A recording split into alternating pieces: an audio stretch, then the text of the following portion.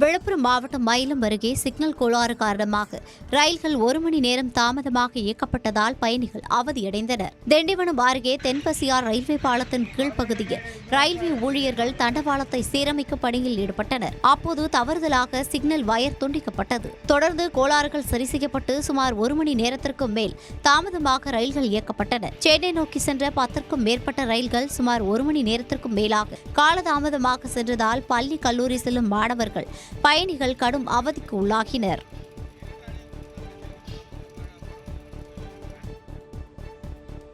திருநெல்வேலி மாவட்டம் திருக்குறுங்குடியில் உள்ள களக்காடு தலையணையில் தண்ணீர் வரத்து குறைந்ததை அடுத்து சுற்றுலா பயணிகள் குளிக்க வனத்துறையினர் அனுமதி அளித்துள்ளனர். மேற்கு தொடர்ச்சி மலைப்பகுதியில் உள்ள களக்காடு தலையணை பகுதியில் கடந்த சில நாட்களாக பெய்து வரும் தொடர் மழை காரணமாக காட்டாற்று வெள்ளம் ஏற்பட்டது. தடுப்பணையை மூழ்கடித்தவாறு தண்ணீர் சென்றதால் சுற்றுலா பயணிகள் குளிக்கவும் திருமலை நம்பி கோவிலுக்கு செல்லவும் அனுமதி மறுக்கப்பட்டது. தற்போது மழை குறைந்ததை அடுத்து தலையணையில் குளிக்கவும் கோவிலுக்கு செல்லவும் சுற்றுலா பயணிகளுக்கு வனத்துறையினர் அனுமதி அளித்துள்ளனர்.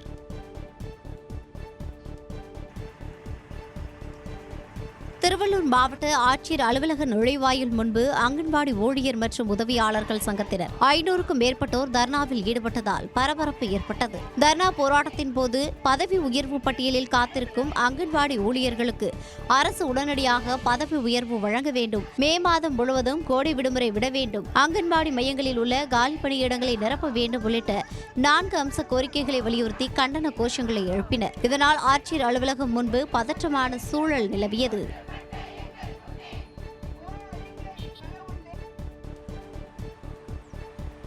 கடலூர் மாவட்டம் நெய்வேலி என்எல்சியில் நிரந்தர பணி வழங்க கோரி பெண்கள் போராட்டத்தில் ஈடுபட்டனர்.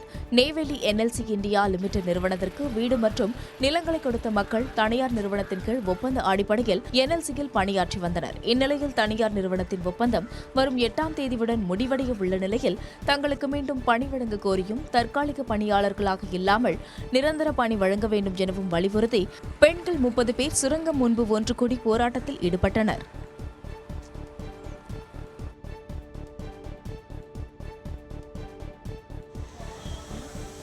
பட்டா வழங்க கோரி காரைக்குடி வட்டாட்சியர் அலுவலகத்தில் தனித்தனியாக மனு வழங்கும் போராட்டத்தில் ஈடுபட முயன்றோரை போலீசார் தடுத்து நிறுத்தியதால் பரபரப்பு ஏற்பட்டது. சிவகங்கை மாவட்டம் காரைக்குடி, பாரதி நகர், சூடாமணிபுரம் உள்ளிட்ட பகுதிகளில் 40 ஆண்டுகளுக்கு மேலாக வசித்து வரும் மக்கள் தங்கள் குடியிருப்பிற்கு பட்டா வழங்க வேண்டும் என கோரிக்கை விடுத்து வருகின்றனர். இது தொடர்பாக நடவடிக்கை எடுக்கப்படாததால் 300க்கும் மேற்பட்டோர் காரைக்குடி வட்டாட்சியர் அலுவலகத்தில் தனித்தனியாக மனு அளிக்க வந்தனர். அவர்களை போலீசார் தடுத்து நிறுத்திய போது தங்களது கோரிக்கைகளை வலியுறுத்தி முழக்கங்கள் எழுப்பியதால் பரபரப்பு ஏற்பட்டது.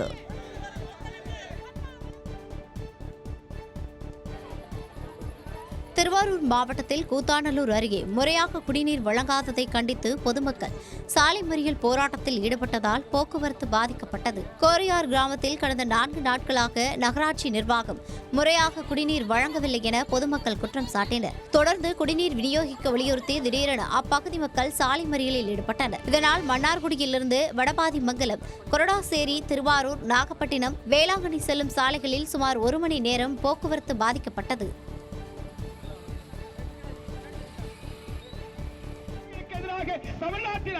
வேளாண் உற்பத்தி பொருட்களுக்கு குறைந்தபட்ச ஆதார விலை நிர்ணய சட்டம் கொண்டுவர வலியுறுத்தி தஞ்சை தலைமை தபால் நிலையம் முன்பு விவசாயிகள் ஆர்ப்பாட்டத்தில் ஈடுபட்டனர். சம்யுக்தா கிசான் மோர்ச்சா அமைப்பு சார்பில் ஐயா கண்ணு தலைமையில் விவசாயிகள் 100க்கும் மேற்பட்டோர் உண்ணாவிரத போராட்டத்தில் ஈடுபட்டுள்ளனர். அப்போது மத்திய அரசு வேளாண் உற்பத்தி பொருட்களுக்கு குறைந்தபட்ச ஆதார விலை நிர்ணயம் சட்டம் கொண்டுவர வேண்டும், விவசாயிகள் பெற்ற கடன் முழுவதையும் தள்ளுபடி செய்ய வேண்டும் உள்ளிட்ட கோரிக்கைகளை வலியுறுத்தி முழக்கங்கள் எழுப்பினர்.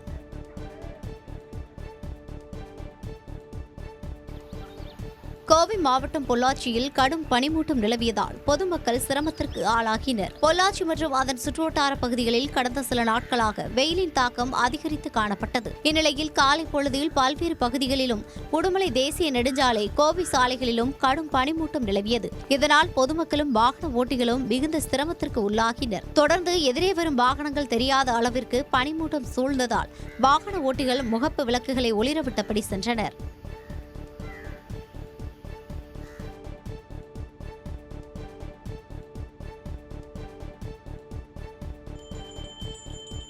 திண்டுக்கல் மாவட்டம் பழனியில் 10 கோடி ரூபாய் மதிப்பில் கால்வாய் புனரமைப்பு மற்றும் மதகுகள் சீரமைக்கும் பணிகளுக்கான அடிக்கல் நாட்டு விழா நடைபெற்றது. பாலாறு பெருந்தலாறு அணையின் செங்குத்து கதவுகள், குதிரையாறு அணையின் இடது பிரதான கால்வாய், புதுக்குளம், ராயக்குளம் உள்ளிட்ட குளங்களின் கால்வாய்கள் சேதமடைந்துள்ளதால் தண்ணீர் வீணாக வெளியேறி வருவதாக குற்றச்சாட்டு எழுந்தது. இதனை சீரமைத்து தர வேண்டும் என விவசாயிகள் கோரிக்கை விடுத்து வந்தனர். இதை ஏற்று சீரமைப்பு பணிகளுக்கான 10 கோடி ரூபாய் நிதி ஒதுக்கீடு செய்யப்பட்ட நிலையில் ஆயக்குடி பேரூராட்சியில் பணிகளை தொடங்குவதற்கான அடிக்கல் நாட்டு விழா சட்டமன்ற உறுப்பினர் செந்தில்குமார் தலைமையில் நடைபெற்றது.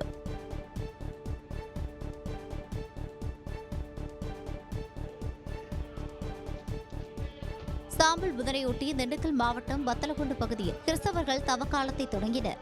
இயேசு கிறிஸ்து சிலுவையில் அறைக்கப்பட்டதற்கு முன்பு பாடுபட்ட காலங்களை கிறிஸ்தவ மக்கள் தவக்காலமாக நினைவு கூர்ந்து வருகின்றனர். இதையொட்டி வத்தலகுண்டு புனித தோமையார் ஆலயம், மரியாயப்பட்டி புனித மாதா தேவாலயம், சின்னப்பட்டி புனித ஆந்தோனியார் தேவாலயங்களில் சாம்பல் புதன் சிறப்பு திருப்பலிகள் நடைபெற்றன. இந்நிகழ்வில் கிறிஸ்தவர்கள் ஏராளமானோர் கலந்து கொண்டு நெற்றியில் சாம்பல் சிலுவையிட்டுக் கொண்டு 40 நாட்கள் நோன்பு மேற்கொள்ளும் தவக்காலத்தை தொடங்கினர்.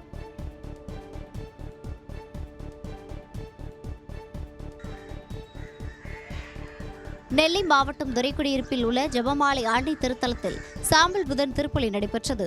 கிறிஸ்தவர்களின் 40 நாள் தவக்காலம் இன்று தொடங்கியுள்ளது. இதைத் தொடர்ந்து வள்ளியூர் அருகே உள்ள துரைக்குடியிருப்பு ஜெபமாலை ஆண்டை திருத்தலத்தில் சாம்பல் புதன் திருப்பலி நடைபெற்றது. திருப்பலியில் கடந்த ஆண்டு குருத்தோலை ஞாயிறன்று வழங்கப்பட்ட குருத்தோலைகளை சேமித்து அதனை எரித்து சாம்பலாக்கப்பட்டது. அதை பங்கு தந்தை புனிதம் செய்து திருப்பலியில் பங்கேற்றோரின் நெற்றியில் சாம்பலை பூசினார். இதில் பங்கு மக்கள் மற்றும் ஊர் பொதுமக்கள் ஏராளமானோர் கலந்து கொண்டு பிரார்த்தனை செய்தனர்.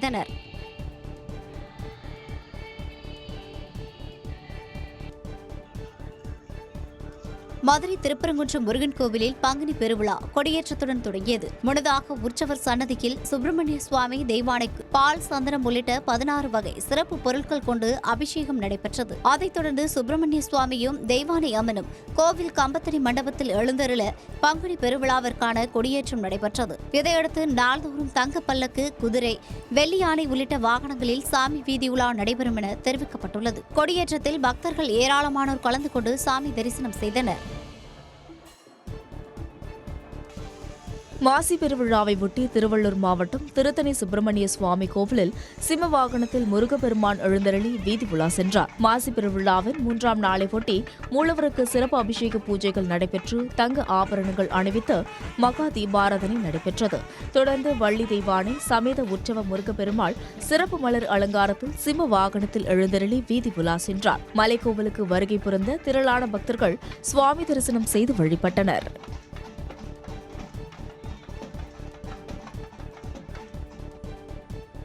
திருவண்ணாமலை மாவட்டம் ஆரணி அருகே காளைவிடும் திருவிழாவில் காளைகள் முட்டியதில் பெண்கள் உட்பட 10 பேர் காயமடைந்தனர். காளைவிடும் விழா, மஞ்சு விரட்டு உள்ளிட்ட போட்டிகளுக்கு திருவண்ணாமலை மாவட்ட நிர்வாகம் அனுமதி மறுத்த நிலையில் சென்னை உயர்நீதிமன்றத்தில் அனுமதி பெற்று காளைவிடும் திருவிழா விமர்சையாக நடைபெற்றது. இந்நிலையில் வாடிவாசல் வழியாக துள்ளி குதித்து ஓடிய காளைகள் பார்வையாளர்கள் கூட்டத்திற்குள் பாய்ந்ததில் சிறுமி, பெண்கள் உட்பட 10க்கும் மேற்பட்டோர் காயமடைந்தனர்.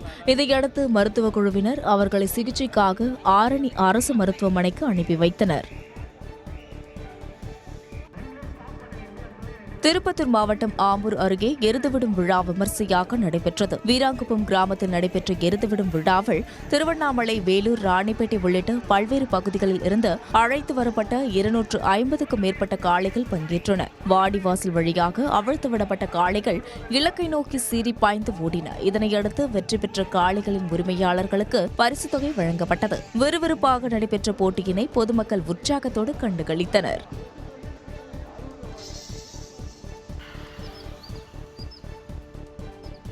மதுரை மாவட்டம் உசிலம்பட்டி அருகே போலிச் சான்று வழங்க கோரி கிராம நிர்வாக அலுவலரை ஃபார்வர்ட் பிளாக் கட்சி நிர்வாகி மிரட்டிய வீடியோ வெளியாகி அதிர்ச்சியை ஏற்படுத்தியுள்ளது. பொட்டுலுப்பட்டி கிராம நிர்வாக அலுவலர் கவாஸ்கரிடம் கர்நாடகாவில் வசிக்கும் லட்சுமி என்பவரும் பாப்பம்பட்டியை சேர்ந்த புஷ்பம் என்பவரும் ஒருவரே என்ற ஒற்றை சான்றை போலியாக வழங்க வேண்டும் என ஃபார்வர்ட் பிளாக் நிர்வாகி ஆதிசேட்டன் வலியுறுத்தியதாக கூறப்படுகிறது.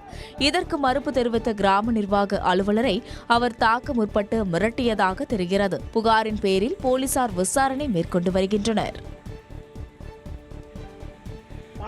ஆனா சட்டம்னு ஒண்ணு இருக்கு, அதை பார்த்துக்குங்க. அது நாங்க பார்க்கணும்ல. அப்புறம் அடிச்சுட்டாங்கன்னா என்ன அர்த்தம்? அது என்ன பேச்சு? இது என்ன பேச்சு? இது என்ன பழக்கம்? என்ன பழக்கம்? நீங்க தானங்க அடிச்சு பார்ப்பீங்க.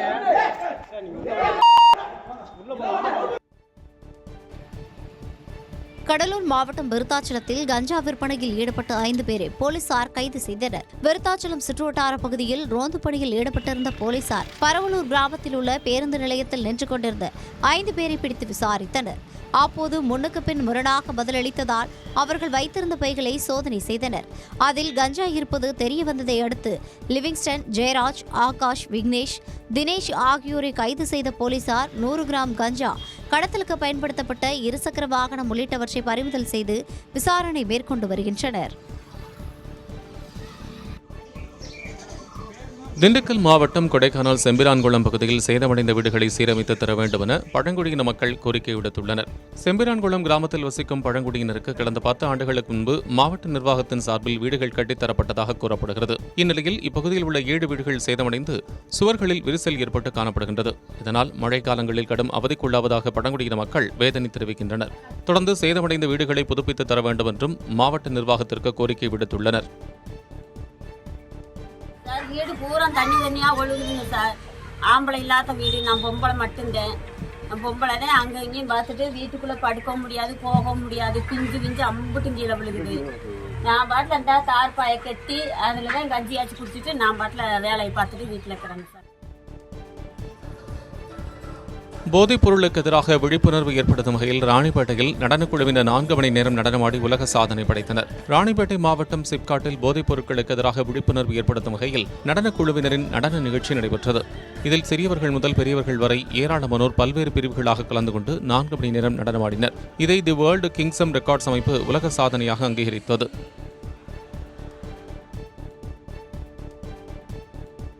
தஞ்சை மாவட்டம் திருவோணம் அருகே பெற்றோரின் அஜாக்கிரதையால் பலூனை விழுங்கிய 7 மாத ஆண் குழந்தை பரிதாபமாக உயிரிழந்தது. பூரணிபுரத்தை சேர்ந்த சதீஷ்குமார் சிவகாமி தம்பதியின் 7 மாத குழந்தைக்கு நேற்று முன்தினம் திடீரென மூச்சு திணறல் ஏற்படவே பட்டுக்கோட்டை அரசு மருத்துவமனைக்கும் கொண்டு சென்றனர். பரிசோதனையில் குழந்தை ஏற்கனவே இறந்துவிட்டதாக மருத்துவர்கள் தெரிவித்த நிலையில் திருவோணம் போலீசார் சிசுவின் சடலத்தை கைப்பற்றி உடற்கூறாய்விற்கு தஞ்சாவூர் அரசு மருத்துவக் கல்லூரிக்கு அனுப்பி வைத்தனர். பிரேத பரிசோதனையில் குழந்தை பலூனை விழுங்கியதால் மூச்சு திணறல் ஏற்பட்டு உயிரிழந்தது தெரியவந்தது.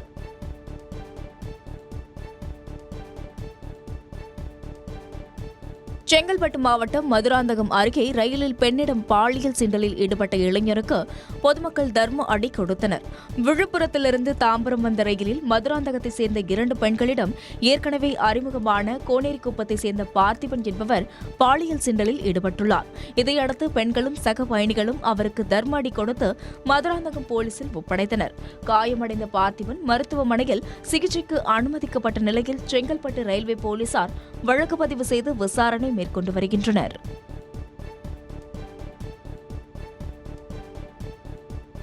திருவண்ணாமலை மாவட்டம் செய்யாறு அருகே அங்காள பரமேஸ்வரி அம்மன் ஆலய மாசி மாத ரத சப்தமி விழா வெகு விமரிசையாக நடைபெற்றது. விழாவை ஒட்டி மூலவர் மற்றும் உற்சவ சுவாமிக்கு பல்வேறு வகையான வாசனை திரவியங்கள் கொண்டு அபிஷேகம் செய்யப்பட்டது. அதனைத் தொடர்ந்து அலங்கரிக்கப்பட்ட உற்சவ அங்காளம்மன் சுவாமியை சுமந்தவாறு அமர்ந்த தேரினை ஆயிரக்கணக்கான பக்தர்கள் வடம்பிடித்து இழுத்துச் சென்றனர்.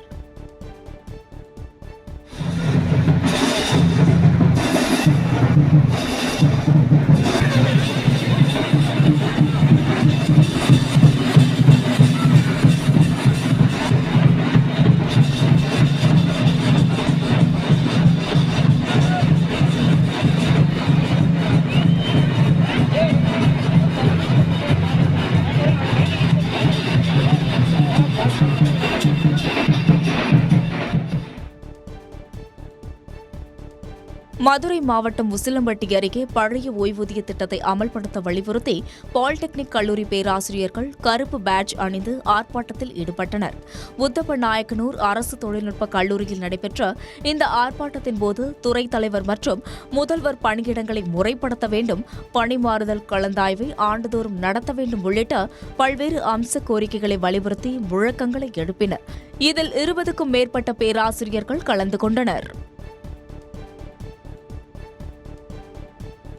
புதுக்கோட்டை மாவட்டம் திருமயம் அருகே கல்லூரி மாணவியை திருமணம் செய்து கொள்வதாக கூறி பாலியல் வன்கொடுமை செய்து ஏமாற்றிய உறவினரை போலீசார் கைது செய்தனர். பில்லமங்கலம் கிராமத்தைச் சேர்ந்த கல்லூரி மாணவியும் உறவினரான வெளிநாட்டில் வேலை பார்த்து வந்த முத்துக்குமாரும் காதலித்து வந்ததாக கூறப்படுகிறது. மாணவியை திருமணம் செய்து கொள்வதாக கூறி பாலியல் வன்கொடுமை செய்த முத்துக்குமாருக்கு மற்றொரு பெண்ணுடன் திருமண நிச்சயதார்த்தம் நடந்துள்ளது. இதுகுறித்து மாணவி அளித்த புகாரில் திருமயம் அனைத்து மகளிர் போலீசார் விசாரணை மேற்கொண்டு முத்துக்குமாரை கைது செய்து நீதிமன்றத்தில் ஆஜர்படுத்தி சிறையில் அடைத்தனர். செங்கல்பட்டு மாவட்டம் பாலூரில் 4 வயது சிறுமியிடம் பாலியல் சீண்டலில் ஈடுபட்ட கிளீனரை போலீசார் கைது செய்தனர். தனியார் பள்ளியில் படித்து வரும் 4 வயது சிறுமியின் உடலில் காயங்கள் இருந்ததை கண்ட பெற்றோர் அவரை செங்கல்பட்டு அரசு மருத்துவமனைக்கு அழைத்து பரிசோதித்தனர். அப்போது சிறுமியிடம் மர்ம நபர் பாலியல் சீண்டலில் ஈடுபட்டது தெரியவந்தது. தொடர்ந்து மேல் சிகிச்சைக்காக சிறுமி எழும்பூர் அரசு மருத்துவமனையில் அனுமதிக்கப்பட்டுள்ள நிலையில் சம்பவம் தொடர்பாக போலீசார் விசாரணை நடத்தினர். அதன் பேரில் பள்ளி வாகனத்தில் கிளீனராக வேலை பார்த்து வந்த முருகன் என்பவரை போலீசார் கைது செய்தனர்.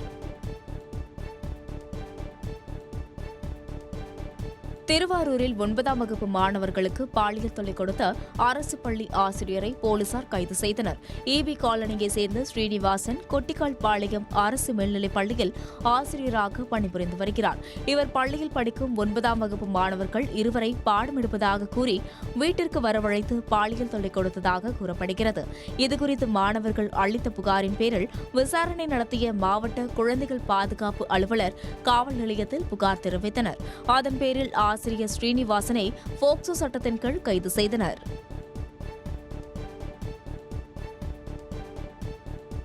தர்மபுரி மாவட்டம் பாலக்கோடு அருகே நின்று கொண்டிருந்த சரக்கு லாரி மீது சொகுசு கார் மோதியதில் 3 பேர் உயிரிழந்தனர்.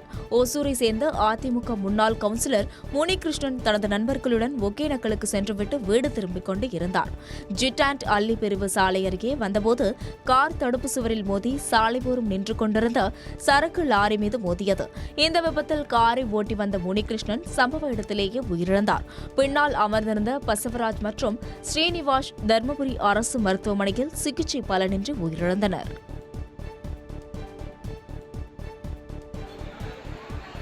மதுரை மாவட்டம் வாடிப்பட்டியில் 200 கர்ப்பிணி பெண்களுக்கு சமுதாய வளைகாப்பு நிகழ்ச்சி நடைபெற்றது. சமூக நலன் மற்றும் மகளிர் உரிமைத்துறை மற்றும் ஒருங்கிணைந்த குழந்தை வளர்ச்சி திட்டத்தின் கீழ் நடைபெற்ற சமுதாய வளைகாப்பு நிகழ்ச்சியை சோழவந்தான் சட்டமன்ற உறுப்பினர் வெங்கடேசன் மற்றும் பேரூராட்சித் தலைவர் பால்பாண்டியன் ஆகியோர் தொடங்கி வைத்தனர். கர்ப்பிணி பெண்களுக்கு சந்தனம் பூசி மலர் மாலை வளையல் அணிவித்து 7 வகை உணவுகள் பரிமாறப்பட்டு நிகழ்ச்சி நடைபெற்றது.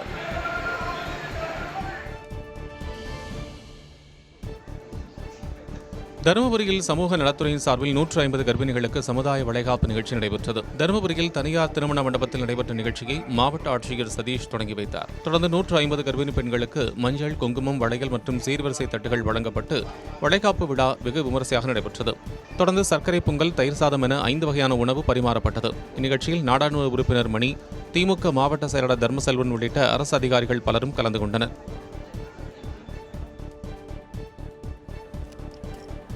கோவை மாவட்டம் ஆனைமலையில் சமுதாய வளைகாப்பு விழா நடைபெற்றது. விழாவை தொடங்கி வைத்த நாடாளுமன்ற உறுப்பினர் ஈஸ்வரசாமி அட்சதை தூவி கர்ப்பிணிகளை வாழ்த்தினார். இதையடுத்து 250 கர்ப்பிணி பெண்களுக்கு சந்தனம், குங்குமம் வைத்து வளையல் அணிவித்து வளைகாப்பு நடைபெற்றது. தொடர்ந்து விழாவில் கலந்து கொண்ட அனைவருக்கும் அறுசுவை உணவு வழங்கப்பட்டது.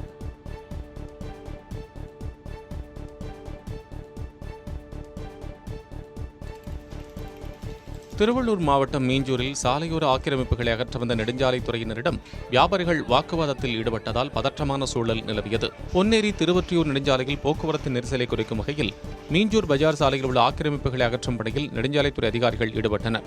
அப்போது முறையாக அளவீடு செய்யாமலும் நோட்டீஸ் வழங்காமலும் கடைகளை அகற்ற வியாபாரிகள் எதிர்ப்பு தெரிவித்தனர். இதையடுத்து அதிகாரிகள் திரும்பிச் சென்றனர். சின்ன ஒரு அறிவிப்பு கூட கிடையாதுங்க. முறையான அளவீடு கிடையாது, முறையான அறிவிப்பு கிடையாது, எந்த இதுவும் கிடையாது. ஒரு அராஜக போக்கில் இன்னைக்கு காவல்துறையோட இது பண்றாங்க. வியாபாரிகள் எல்லாம் நாங்கள் பாதிக்கப்படுறோம். எங்களுக்கு டைம் கொடுங்க தான் கேட்குறோம். நாங்கள் ஃபர்ஸ்ட் முறையை பாருங்க. இன்னைக்கு சாலை ஓரத்தில் இருக்க இந்த டிரான்ஸ்ஃபார்மை ஓரமாக போடுங்க. அந்த பக்கம் இருக்கிற இது குழாயை நீங்கள் ஓரமாக போடுங்க. அது பண்ணாலே இங்கே விபத்து கம்மியாகும். பஜார் நேர் செய்யலாண்ட அதே மாதிரி தான் நிறைய இது இருக்குது. குறிப்பாக முறையை அளவீடு செஞ்சு பண்ணுங்கன்னு தான் நாங்கள் கேட்கறது தவிர நாங்கள் செய்ய வேண்டாம்னு சொல்லலை. நாமக்கல் மாவட்டம் குமாரபாளையத்தில் காளியம்மன் கோயில் பண்டிகையொட்டி தீமிதி திருவிழா விமரிசையாக நடைபெற்றது. குமாரபாளையத்தில் உள்ள ஸ்ரீ காளியம்மன் கோயில் திருவிழா கடந்த 18ஆம் தேதி பூச்சாட்டுதலுடன் தொடங்கியது. தொடர்ந்து விழாவின் 15ஆம் நாளான இன்று தீமிதி திருவிழா நடைபெற்றது. 15 நாட்கள் விரதமிருந்த பக்தர்கள் காவிரியில் புனித நீராட சக்தி அழைப்பு நிகழ்ச்சி நடைபெற்றது. 21 அடி நீளம் கொண்ட தீமேடையில் பூசாரி சதாசிவம் பூக்கரகத்துடன் தீமிதித்து விழாவை தொடங்கி வைத்தார். அதன் பிறகு பக்தர்கள் ஏராளமானோர் தீமிதித்து நேர்த்திக்கடன் செலுத்தினர்.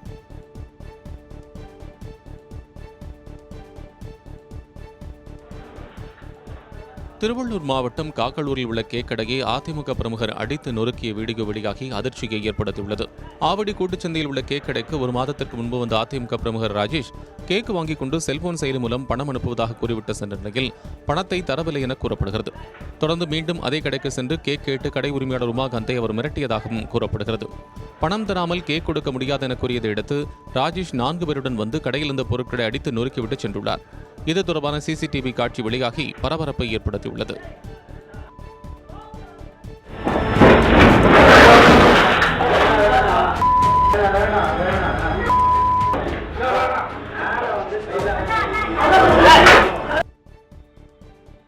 கரூர் மாநகராட்சி குப்பை கிடங்கில் பற்றி எரியும் தீயை 2வது நாளாக அணைக்கும் பணியில் தீயணைப்புத் துறையினர் ஈடுபட்டுள்ளனர். கரூர் வாங்கல் சாலையில் மாநகராட்சிக்கு சொந்தமான குப்பை கிடங்கு அமைந்துள்ளது. 48 வார்டுகளில் சேகரிக்கப்படும் குப்பைகள் இங்கு குவிக்கப்பட்டுள்ள நிலையில் மர்ம நபர் குப்பையில் தீ வைத்ததாக கூறப்படுகிறது. மளமளவென பற்றி எரிய தொடங்கிய தீயில் குப்பை அரைக்கும் இயந்திரம் எரிந்து சேதமடைந்தது. இதனால் அப்பகுதி முழுவதும் கரும்புகை சூழ்ந்து காணப்பட்டது. தொடர்ந்து தீயணைப்பு வீரர்கள் 2வது நாளாக தீயை அணைக்கும் பணியில் ஈடுபட்டனர். குமுதம் மற்றும் தமிழ்நாடு மின்சார வாரியம் இணைந்து வழங்கும் சிக்கனமும் பாதுகாப்பும் யூஸ்ஃபுல் டிப்ஸ் மின் நுகர்வோர் சேவை மையம். மின் கட்டணம் தொடர்பான சந்தேகங்கள், இலவச மின் இணைப்பு குறித்த தகவல்கள், பழுதடைந்த மின் கம்பங்கள் அல்லது பில்லர் பாக்ஸ் குறித்த தகவல் தர, மின் இணைப்பு பெயர் மாற்றம் குறித்த சந்தேகம், இவை அனைத்திற்கும் 9497 9497 என்ற எண்ணை தொடர்பு கொள்ளவும்.